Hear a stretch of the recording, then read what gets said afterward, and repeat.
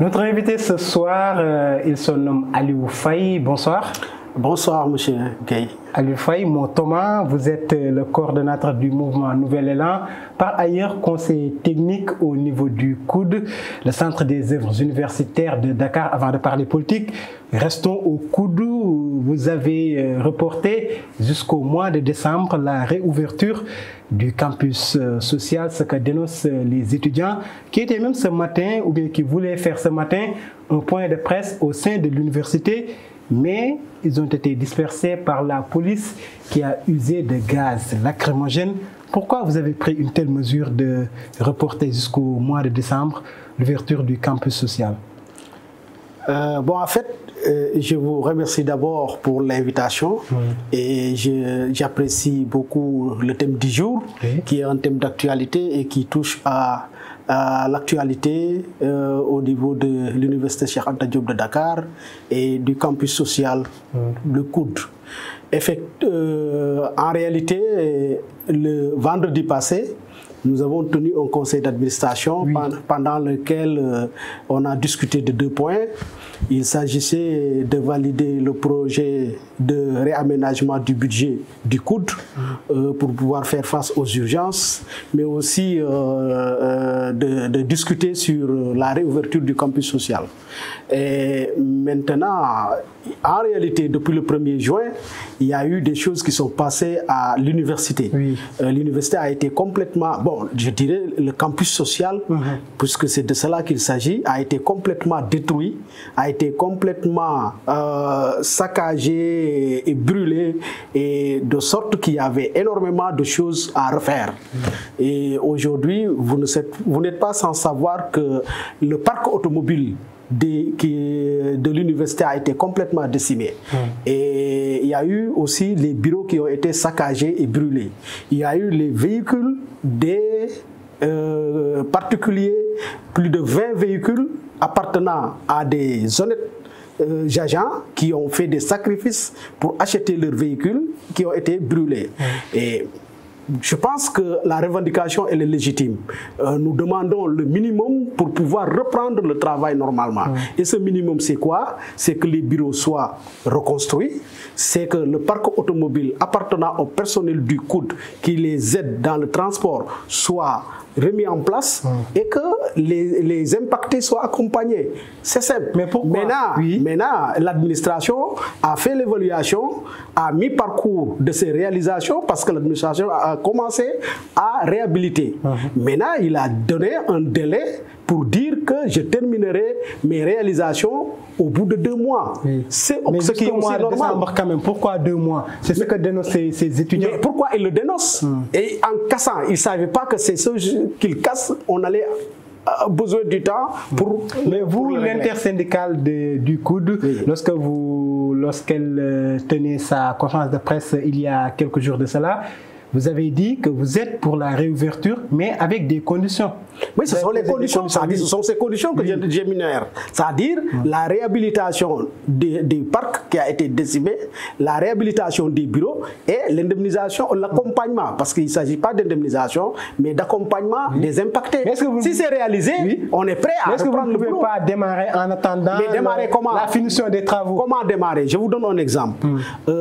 Ceux qui contrôlent, les agents qui contrôlent l'accès des étudiants dans les restaurants, ils travaillent jusqu'à 22 h la nuit. Et après le service, ils doivent rentrer chez eux. Dès qu'on rentre à Tivaouane-Peulh, d'autres à Rufisque, d'autres rentrent plus loin d'ailleurs. Mais comment ils vont rentrer ces agents et revenir le lendemain faire le service? C'est pas possible s'il n'y a pas de moyens de transport. Mais est-ce que vous n'allez pas sacrifier l'avenir de ces milliers d'étudiants qui réclament, qui veulent étudier? Non, on ne sacrifie pas. Tu sais, s'ils veulent étudier, il y a des moyens qui ont été énumérés qui peuvent constituer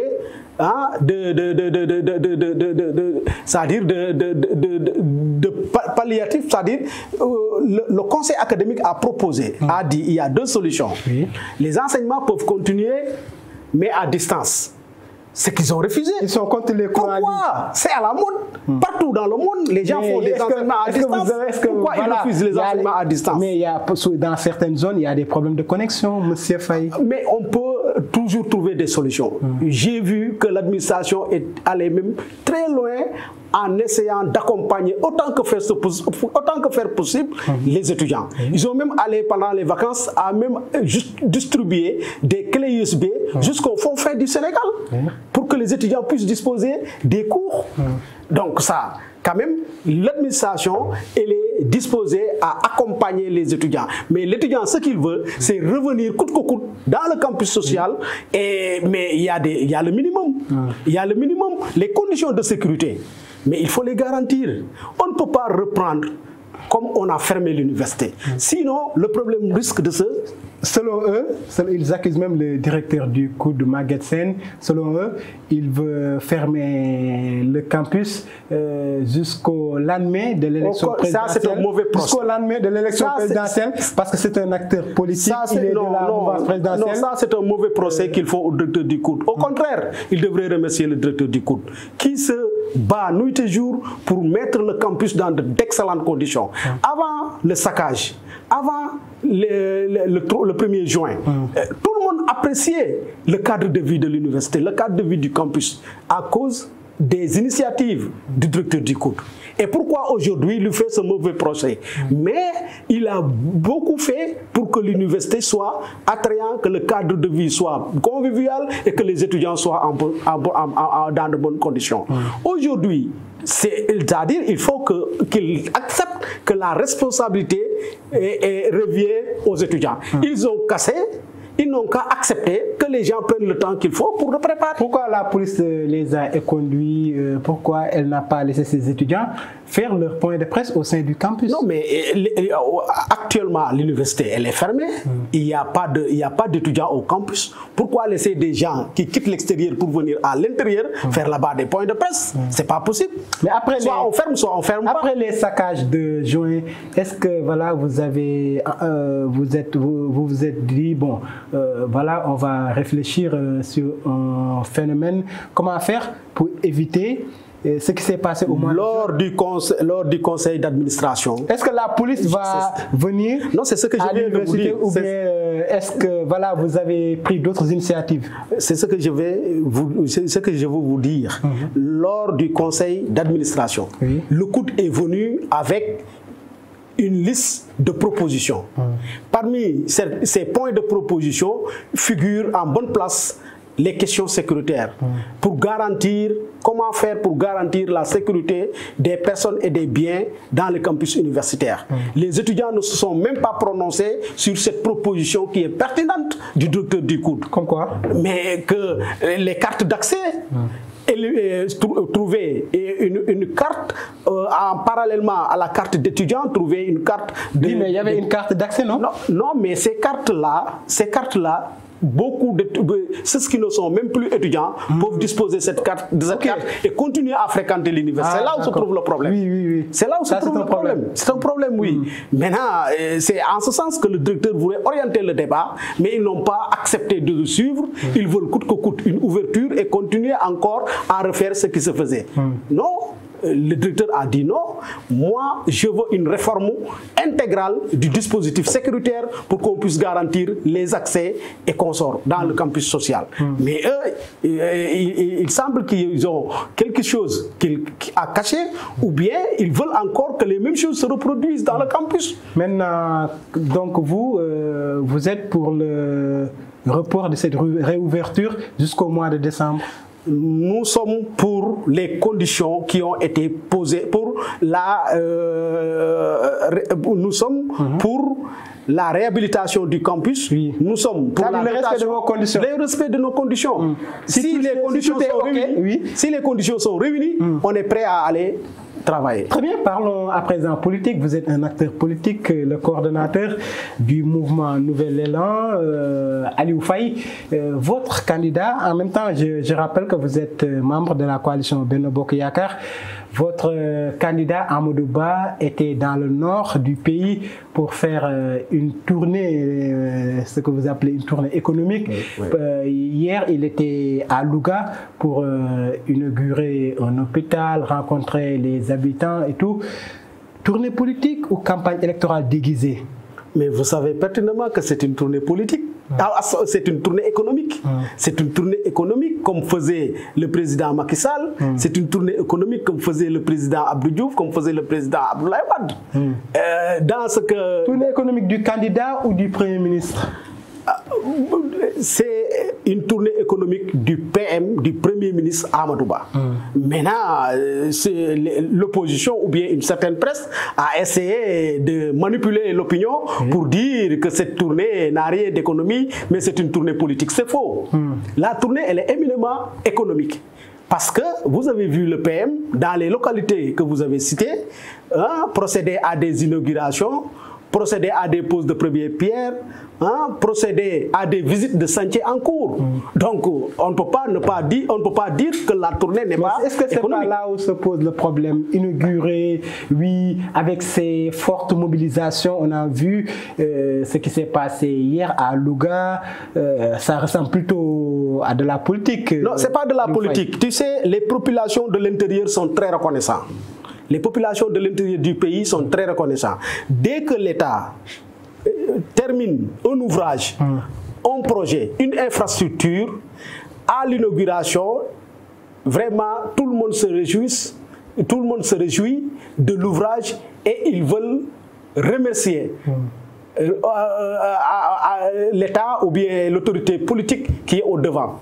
Donc, la venue du PM dans ces contrées, dans ces régions, il ne pouvait pas en être autrement.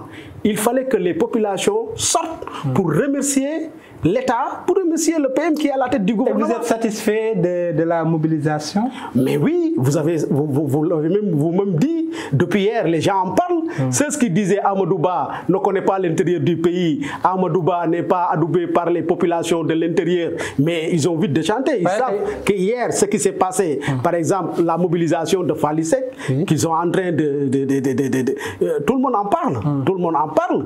C'est une marée humaine qui est sortie accueillir le PM. On a pas vu une grande mobilisation quand même à Richard Toll. On a même entendu le président de l'Assemblée nationale, par ailleurs maire de cette localité, qui s'excuse voilà, de la mobilisation qui n'était pas forte. Non, mais tu sais, ça, c'est des cas d'exception. C'est des cas d'exception, mais globalement, cette tournée du week-end, vous savez que les populations sont sorties en majorité pour accueillir le PM Amadou Ba. Et voilà, vous étalez le tapis rouge à Amadou Ba, vous empêchez aux candidats de l'opposition de dérouler tranquillement leurs activités. On a vu ça avec Khalifa Sall à Fatick, Malick Gakou à Louga. Pourquoi vous ne laissez pas les autres candidats aussi dérouler leur programme? On n'empêche à personne. Ces gens, s'ils aspirent à diriger ce pays, il faut qu'ils respectent les lois et règlements du pays. Comment peux-tu sortir, faire une caravane ou bien tenir des meetings sans pour autant détenir une autorisation de circuler? Cette autorisation, ça c'est le minimum. Et lorsqu'on leur a opposé cet argument, il a reconnu, lui il est quand même un républicain, il a reconnu qu'il a fait une faute et qu'il a tout bonnement annulé cette tournée. Mais ce sont des candidats, à la candidature, ils ont le droit de faire leur tournée, d'aller à la rencontre des populations quand même. Non, mais non, ce qu'ils font, c'est pas, c'est-à-dire aujourd'hui on est à l'étape du parrainage. On peut sillonner pour parrainer en mettant les formes, mais quand ils veulent faire des tournées à l'image de meeting, quand même il faut ils ne font pas de meeting. Ce que j'ai vu, Malick Gakou, je l'ai vu. Ils sont allés à la rencontre des... Vous savez, moi je suis du Sine, moi j'habite dans le Sine. J'ai vu que Malick Gakou est entré dans la zone de Djilas, Diofior, Palmarin, etc. Mais ce qu'ils faisaient là-bas, c'est des meetings. C'est des meetings. Eux-mêmes ils ont dit dans les posts Facebook. Non, on n'a pas peur, on n'a pas peur, on n'a pas peur. Notamment à Fatick, votre zone. Nous allons revenir Fatick reste le fief du président Macky Sall. Ngayokhem vote 100% Macky Sall et 100% Amadou Ba parce que même lors des législatives passées, Ngayokhem est classé premier dans le département. Il y a Mohamed Boun Abdallah Dionne qui est à côté. Non, mais nous, on connaît Macky Sall. On ne connaît pas une autre autorité politique dans le Sine. Macky Sall, il a dit que c'est Amadou Ba pour nous tous. On entend souvent les Fatiguois se plaindre. Macky n'a rien fait à Fatick. Non, non. Moi, je suis fatigué, je ne l'ai jamais dit. Les Fatiguois ne se plaignent pas. Pas d'infrastructure de base à Fatick. Si, il y en a. L'université à Fatick, c'est une grande première. C'est l'œuvre de Macky Sall. L'autoroute, il a Kaolack qui passe par Fatick. C'est une infrastructure. Le port de Ndahonga, ça n'a jamais eu. C'est l'invention de Macky Sall. C'est la réalisation de Macky Sall que vous voulez. Et le chômage des jeunes Fatiguois? Le chômage, il y a du chômage partout. C'est pas à Fatick tout simplement. Oui, mais comme la ville du président. Ce qui touche les autres villes du président. Ouais, mais pourquoi la ville du président serait une exception dans le Sénégal? Ce serait une injustice d'ailleurs que le président gère uniquement les jeunes de Fatick en laissant les jeunes des autres régions. Cela veut dire que la gestion de Macky Sall n'est pas partisane. Hein? Donc, quand même, ce qui se passe à Fatick se passe partout. D'ailleurs. Vous parlez de Ngayokhem, vous étiez là-bas ce week-end. Voilà, vous êtes à l'écoute des populations pour leurs doléances. Et voilà la collecte de 543 parrains. Ce week-end. Ouais, donc 600 le week-end passé. 600 le week-end passé. Oui. Donc voilà, vous êtes actuellement sur le terrain pour la collecte de parrains pour élire Amadou Ba en 2024. Tout à fait. Dès le premier tour, avant midi, Ngayokhem va élire Amadou Ba. Parce que nous avons cette habitude. Tout le monde parle le même langage. Même s'il y a beaucoup de groupes qui se réclament de Benno Bokk Yakaar. Mais si on fait la somme, Ngayokhem en entier vote Benno Bokk Yakaar. Le nouvel élan, nous sommes stratèges. Nous avons tenu une cérémonie de lancement, une assemblée générale de lancement du parrainage où on a assisté à la présence du délégué régional, qui est venu assister à cette activité, qui nous a encouragés et qui nous a donné les fiches. À la suite de ça, on a fait un séminaire pour former les points focaux dans les différents villages qui vont continuer le parrainage. Et chaque week-end, ils viennent restituer ce qu'ils ont fait. Le premier week-end, on a 600 parrains. Le deuxième week-end, on a 543 parrains. Et le tout fait aujourd'hui 1143. Et nous avons projeté un grand meeting, un méga meeting, où nous allons remettre d'ici là, peut-être nous allons atteindre notre objectif de 3000 pour participer globalement à la réélection et au parrainage du PM. Vous l'avez dit tantôt, vous voulez élire Amadou Ba au premier tour. Est-ce que vous n'êtes pas en train de rêver? Beaucoup disent que votre régime, c'est un régime finissant. Mais pourquoi il ne finissant? reste que 4 mois parce que la vie est chère. Voilà, récemment, on parle de la hausse des factures d'électricité. Mais ça, c'est l'opposition en perte de vitesse, voilà, l'opposition qui n'a pas d'argument. Beaucoup de Sénégalais vous ont tourné le dos. Non, du tout. Ça c'est un discours qui n'est pas fondé. Tu sors de Dakar, tu vois que tout le monde est avec le régime. Tu vois que tout le monde est avec Benno Bokk Yakaar. Le Sénégal ne se limite pas ici. Et je pense que ce discours, ça ne dépasse pas Diamniadio. C'est un discours qui est typiquement dakarois. Donc vous pensez que vous serez élu au premier à la première heure. Le président... Les autres opposants... Moi, je ne connais même pas les opposants. Ah ouais? Qui est opposant? Vous ne connaissez pas Ousmane Sonko? Non, lui, il n'est plus partant. Mais non, partant, il y a une décision de justice, vous refusez de l'appliquer. Non, on ne refuse pas. On applique la loi. On a appliqué strictement la loi. On n'a pas refusé. Oui, mais parce que... pas faire de l'amalgame. Non, je ne fais pas de l'amalgame. Je pose une question parce que le tribunal de Ziguinchor a tranché. Mais l'affaire suit son cours. Laissez-moi poser ma question. Le tribunal de Ziguinchor a tranché. Le juge a demandé la réintégration d'Ousmane Sonko sur les listes électorales. Son mandataire est parti 2 fois au niveau de la DGE. La dernière fois, il a été éconduit. Et pourtant, le président Macky Sall avait dit qu'il allait respecter les décisions de justice. Pourquoi? Mais l'affaire n'est pas vidée. Ils ont fait un pourvoi en cassation. L'affaire n'est pas vidée. Le dossier suit son cours. Et qu'est-ce qu'ils veulent? Qu'est-ce qu'ils veulent? À mi-parcours, qu'on tranche? C'est pas possible. C'est pas comme ça que fonctionne une justice. Ce qu'ils veulent, ils clament haut et fort ce qu'ils veulent, mais ce qu'ils veulent est différent de la loi. Ils n'ont qu'à laisser les choses suivre leur cours. Maintenant, quand le Conseil constitutionnel ou bien l'instance habilitée se prononcera, on va voir ce qui en sera. On parlait tantôt du chômage des jeunes Fatiguois, mais aussi il y a le chômage de beaucoup de jeunes Sénégalais qui prennent des pirogues pour aller à l'étranger, pensant qu'une fois arrivés là-bas, ils peuvent avoir une vie meilleure. Beaucoup avant que votre régime a échoué, laissez-moi poser ma question, a échoué dans sa politique d'emploi de la jeunesse. Et pourtant, vous avez mis en place des structures, l'ADER, l'ANPEJ, entre autres, mais vous avez échoué sur cette lancinante question du chômage des jeunes. Pourquoi voulez-vous dire que nous avons échoué? Ce n'est pas un échec. Mais pourquoi les jeunes prennent les preuves? Mais qu'est-ce qu'on n'a pas fait en termes de politique de jeunesse depuis 2012? Vous l'avez même dit, il y a l'ADER, il y a le FONGIP, l'ANPEJ. Mais c'est des projets et des agences qui ont énormément fait de programmes pour la jeunesse. Et tout le monde le reconnaît. Maintenant, il se trouve que le chômage, il y en a partout dans le monde. Mais ce n'est pas une excuse. Mais quoi, que voulez-vous? Et que voulez-vous? L'État est en train de faire ce qu'il peut. L'État ne peut pas. Entendu. Non, mais l'État ne peut pas engager tout le monde. Ça, au moins, on est d'accord là-dessus. C'est vrai que l'État ne peut pas donner du travail à tout le monde. C'est pas possible. Ça, c'est vrai. Mais ce n'est pas une excuse.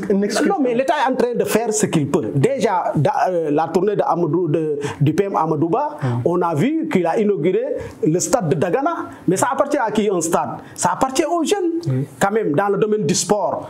Et il en fera autant dans toutes les régions. Dans le domaine du sport, l'État est en train de faire tout ce qu'il peut.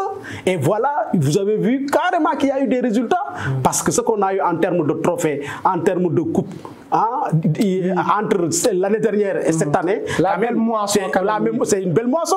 Et ça, c'est le fruit d'une politique de jeunesse qui a réussi. Donc, arrêtez de dire que l'État a échoué. Mais comment faire alors pour lutter contre l'immigration clandestine?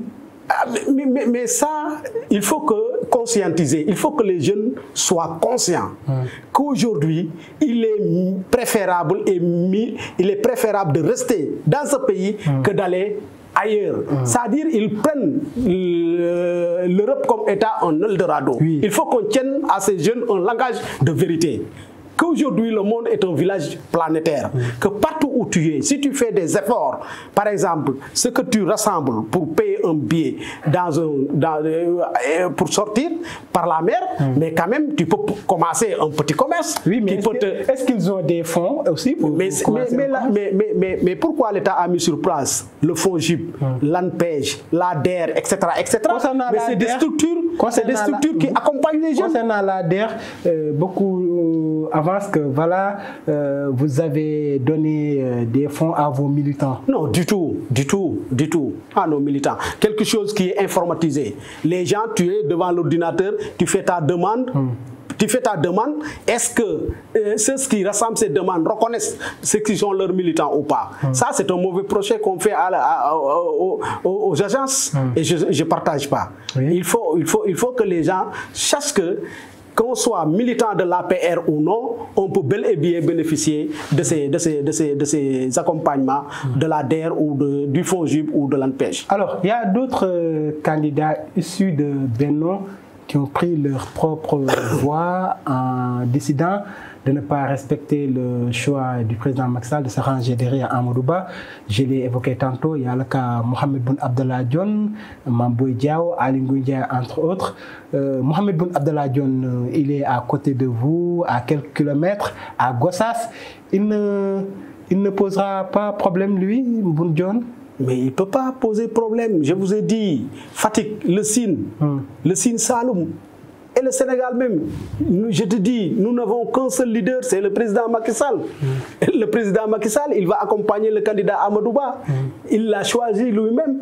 On est obligé de l'accompagner. Je ne vois pas pour l'instant, il a déclaré sa candidature, mais moi, mon problème, c'est qu'au Sine, je ne vois pas pour l'instant une autorité politique qui a dit que je suis du côté de Boun. Oui, il y a Mamadou Moustapha Diagne. Je ne le connais pas, malheureusement. Mamadou Moustapha Diagne, je ne le connais pas, malheureusement. Mais toute l'équipe qui était avec Macky Sall, moi, je peux dire, je n'ai pas vu quelqu'un d'entre eux qui a dit je suis avec Boun Abdallah Dionne. Donc, vous ne pensez pas qu'il fera. Je le respecte beaucoup. Je le respecte beaucoup.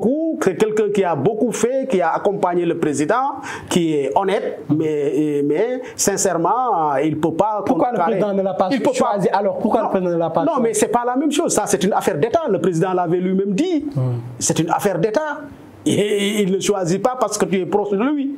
Il ne choisit pas parce que tu étais à son côté depuis le commencement. Oui, c'était un fidèle compagnon comme du président, c'est un fidèle compagnon. Mais par exemple, la trajectoire du PM Amadouba, les raisons que le président de la République a annoncées sur le choix de Amadouba, mais tout le monde partage quand même. Très bien, Aliou Faye, le coordonnateur du mouvement Nouvel Élan, membre de Benno Bokk Yakaar et conseiller technique au COUD, et notre invité ce soir. Alors, vous êtes de Ngayokhem, nous sommes au mois d'octobre, mois de lutte contre le cancer du sein. Alors, vous faites des gestes dans votre localité pour les femmes? Oui, on fait des gestes, on sensibilise. Moi-même, à l'occasion de ce mois, j'ai convié le mardi prochain toutes les femmes qui travaillent avec moi au siège du Nouvel Élan pour sensibiliser, rendre hommage à ces braves dames et donner quelques cadeaux à l'occasion de ce mois. Donc, je pense que c'est significatif. Et ce n'est pas la première du genre, parce qu'au mois de mars, quand les femmes fêtent le 8 mars, aussi, on fait une pareille initiative. Donc, nous n'oublions pas les femmes. On est toujours avec elles, comme disait l'adage, tout ce que femme veut, Dieu le veut. Vous voulez être maire de Ngayokhem dans les années à venir? Oui. J'ai travaillé sur ça pendant la campagne passée et je suis classé deuxième. J'ai largement devancé le maire sortant. Ah oui. Donc pourquoi il a gagné? Non, il n'a pas gagné, c'est un autre qui a gagné. J'ai pris deuxième et le maire a pris troisième. Ah d'accord. Wow. Donc j'ai eu 2000 voix, lui, le candidat sortant avait 1500, celui qui m'a devancé a plus de voix que moi. Bon, c'est ça, c'est Dieu qui l'a voulu. Mais je continue mon bonhomme de chemin. Oui. Voilà. Et donc, vous espérez que la prochaine sera la bonne. Ça sera la bonne. Certainement. Et nous souhaitons bonne chance à Aliou Faye. Merci d'être venu sur notre plateau. Merci de m'avoir invité. Ça fait un plaisir quand même. Aliou Faye, je rappelle que vous êtes le coordonnateur du mouvement Nouvel Élan, conseiller technique au niveau du COUD, membre de Benno Bokk Yakaar. Merci à vous, chers téléspectateurs, de nous avoir suivis. Nous vous donnons rendez-vous demain s'il plaît à Dieu. Bonsoir. Merci beaucoup.